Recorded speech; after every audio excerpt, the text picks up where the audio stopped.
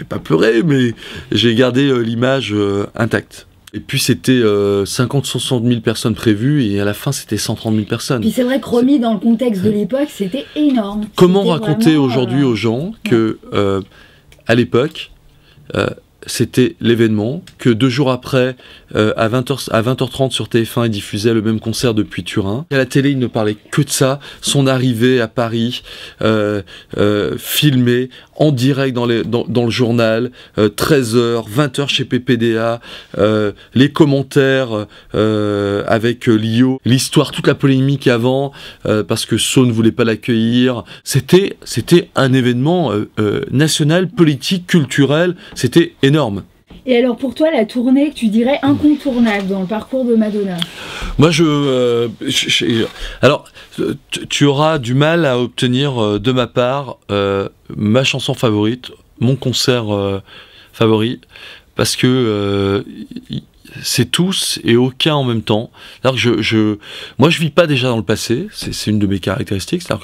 Tu vois, je te raconte des souvenirs que je raconte jamais, là, en fait, parce que c'est derrière, c'est dans ma personnalité. Moi, le concert que je vais préférer, ou l'album que je vais préférer, j'ai toujours été comme ça, c'est celui qui va arriver. J'ai quelques chansons que j'adore, j'ai des moments de concert que j'adore, qui m'ont provoqué de grosses émotions que j'oublierai jamais. J'ai eu des manques, par exemple, quand il n'y a pas Holiday dans un concert, je suis en manque. Sinon, alors, une grosse émotion que tu as eue dans un concert de Madonna? Alors, mes 2 plus grosses émotions en live, c'est toujours avec mon compère Nicolas Bidot. Donc après, je prends la direction d'énergie. Donc ma première grosse opération, c'est plutôt que de la faire venir en interview à la radio, je dis mais la première opération, on va la faire sur les Champs-Élysées, au VIP avec Jean Rock. On fait descendre Madonna des Champs-Élysées, tapis rouge, elle arrive et on fait l'interview là-bas. Ça a été une putain d'émotion, parce qu'elle est arrivée avec Lourdes, on le savait pas, tout simplement, sans se prendre la tête. Elle est arrivée au VIP, elle s'est installée, elle a été extraordinaire avec les fans, comme toujours d'ailleurs. Sa petite Lourdes qui parle couramment le français, qui allait voir mes techniciens en disant « Alors comment ça marche ? Alors ça sert à quoi ? Ça sert à quoi ?» C'est des moments uniques. Et le plus grand moment pour moi, c'est la cantine, le concert de la cantine. Pourquoi ? Donc c'est sur American Life, parce que déjà il y a Mirwais que je connais, et l'après-midi, avec Nicolas Bidot, donc là aussi j'ai beau travailler énergie, mais il valait mieux avoir un pass Warner. J'ai mon pass Warner, team Madonna. On va en répétition à la cantine, et là il y a les techniciens, Mirwais sur scène, Madonna, personne dans la salle, et nous on s'était planqué avec Nicolas pour l'entendre répéter. Et elle nous regarde, et elle dit mais moi je joue pas, il est hors de question que je joue s'il n'y a pas du public devant moi. Elle dit vous là-bas là, allez, come on boys. Et là on arrive, on est 4 à 1 mètre du micro, et elle commence à chanter, à répéter. Elle dit c'est le public à chier que j'ai jamais eu, vous êtes nuls. Et à la fin, elle nous dit qu'est-ce que je peux vous chanter? Et là, elle fait des titres qu'elle n'a pas fait dans le showcase, et elle chantait pour nous des titres. Alors comment, je l'explique d'ailleurs, c'est une histoire que je raconte pas souvent, parce que on se rend pas compte d'être à 1 mètre de Madonna, moi face à son micro, j'ai rêvé de partager ces moments en live, tout ça, et là elle fait quasiment un concert pour nous. Voilà. Avec Mirwais, qui avait toutes les sessions, Pro Tools. Donc c'était vraiment du disque à la demande, simplement, c'était chanté par Madonna. Ça c'est mon plus... Voilà, c'est un grand moment, c'est celui-ci. Voilà. Et je voulais te demander la tournée la moins mémorable, mais si tu me dis que tu vis pas dans le passé, c'est peut-être... Non, tu vois, il y a beaucoup de gens qui critiquent la dernière tournée. Moi, je trouve que c'est une tournée de stade extraordinaire. Les gens sont... je trouve qu'ils sont pas indulgents, quoi. Tu sais, on a eu la chance d'avoir la 2e date à Nice de la tournée, mais une tournée de stade, ça se règle sur 5 ou 6 dates. C'est très compliqué. Donc les gens étaient super critiques. On a tellement eu l'habitude de la voir dans des salles où on a ce sentiment de proximité, elle démérite pas sur cette tournée. C'est extraordinaire. Voilà. En même temps, Confession, moi je l'ai vu dans plusieurs pays, et je l'ai vu au Madison Square Garden où j'ai adoré. Et allez, je vais faire une concession. C'est peut-être une de celles que j'ai préférées. Voilà. Parce qu'il y avait un côté super festif. Moi, j'aime la dance music. La version d'Erotica, ce tableau-là, c'est un de ceux qui me touche le plus. Pour tout te dire, moi, je fais pas mal de sport. Je peux faire du sport que sur ce live. Voilà. Et ça m'oblige à faire du sport jusqu'au bout du live. Là, je meurs à la fin.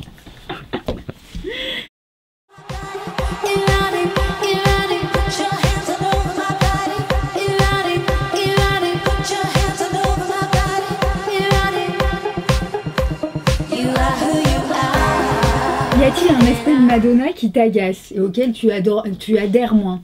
Non. Pour mettre un pavé dans la mare, par exemple son adhésion à la Kabbale. Non, parce que l'adhésion à la Kabbale, déjà, c'est un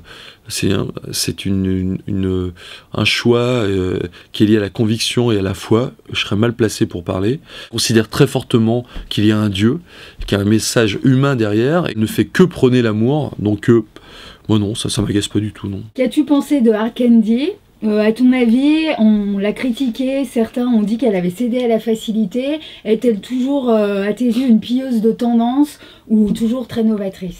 Non, mais moi, pour moi, vous faites écouter Hard Candy, donnez l'album Hard Candy à des jeunes, notamment des moins de 25 ans, qui écoutent beaucoup de R&B, de rap ou de dance, qui ne connaissent pas Madonna.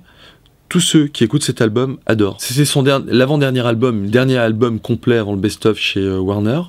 4 Minutes a été numéro 1 aux États-Unis et joué sur la radio, ce qui n'était pas arrivé depuis pas mal de temps. Il est bourré de tubes. Il n'y a pas une seule mauvaise chanson. She's Not Me, tous ces titres-là, ce sont que des tubes. Pour moi, il rejoint dans le côté critique ce qui était arrivé à l'album Erotica, alors que c'est les albums qui restent. Madonna a toujours voulu se faire un nom au cinéma. Quel regard jettes-tu sur sa carrière au cinéma? Bon, là, il faut être sincère, c'est pas... Bon, moi, en même temps, chaque fois, j'adore voir et revoir Evita, parce que je trouve qu'elle est exceptionnelle, puis ça me touche musicalement. Tous les choix ne sont pas extraordinaires, voilà. Me recherche vient désespérément, pour moi, c'est... Enfin, si je l'ai pas vu 25 fois, c'est que je l'ai pas vu du tout. Et celui à oublier. Mais je l'ai oublié. Bonne réponse. Madonna réalisatrice, qu'en as-tu pensé? Je trouve que c'est déjà très courageux, et ça ressemble à un premier film. Voilà. D'accord. Penses-tu que Madonna surfe elle-même sur les sites de fans? Là, j'ai la réponse. Oui. Oui. C'est pas... Ceux c'est un message pour tous ceux... Pas son staff, elle-même. Non, elle-même. Elle-même. Ceux qui pensent que... qui, tout comme toi, ont un site ou des blogs, des choses comme ça, pensent qu'elle n'est pas au courant, ou elle donne plus d'importance à une information qui émane d'un site de fans ou de fans qu'à son entourage professionnel. Donc elle en tient compte. Oui, et c'est un oui comme ça. Par exemple, quand des titres comme Candy Shop et Big Ozone ont filtré, c'était des tests vers ses fans. Elle sait que de toute façon, dans la culture dance floor, il y a toujours des disques qu'on appelle des whites, c'est-à-dire des disques sans pochette qui sont distribués, c'est vieux comme le monde, aux DJ. Et tu sais, les titres qui traînent sur Internet, c'est la même histoire que les titres qui étaient envoyés aux DJ pour qu'il y ait un buzz autour de la chanson. Donc tout ça fait partie de la dynamique commerciale. Toi, surfes-tu toi-même sur différents sites pour trouver... Moi, dans mes favoris, je dois avoir une vingtaine de liens différents sur les sites de fans à travers le monde. Oui, je surfe sur les sites. Il y a déjà un truc, c'est que moi j'aime bien voir la réaction. J'aime pas trop l'aspect je commande tout, elle a acheté un nouveau sac, elle veut adopter un enfant, elle veut... Tout ça, ça m'intéresse pas. Ce qui m'intéresse, c'est sur les sites de fans, c'est j'ai écouté l'album, ça c'est une chanson que j'aime, ça je l'aurais fait comme ça j'aime un peu moins, ou tiens ça je l'aimais pas du tout et je commence à l'aimer. C'est le seul aspect qui m'intéresse. Puis il y a beaucoup d'informations que j'ai en amont, moi, donc il y a plein de trucs que j'apprends pas sur les sites de fans, quoi, parce que j'ai un peu l'information avant.